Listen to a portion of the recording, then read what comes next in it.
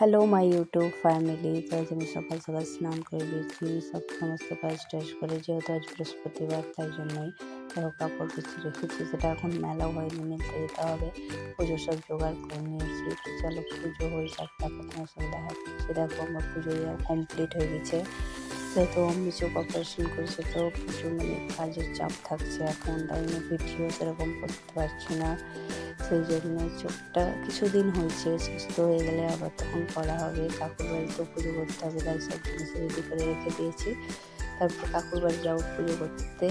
পুজো টুজো হয়ে যাওয়ার পরে দেখো প্রসাদ খেলাম, প্রসাদ খাওয়া হয়ে যাওয়ার পরে মুড়ি নিয়ে খেতে বসলাম। যেহেতু আজ নিরামিষ তাই জন্য কিছু করে নিয়ে আলু সেদ্ধ দিয়ে মুড়ি মেখে খেয়ে নেবো। আজ একটা ঝোল তরকারি করবো, বেগুনটা ভেজে নিলাম শাক করার জন্য, কারণ আজকে আমি মাম্মি আর বাপি খাবো, বাবু তো ডিউটি গেছে।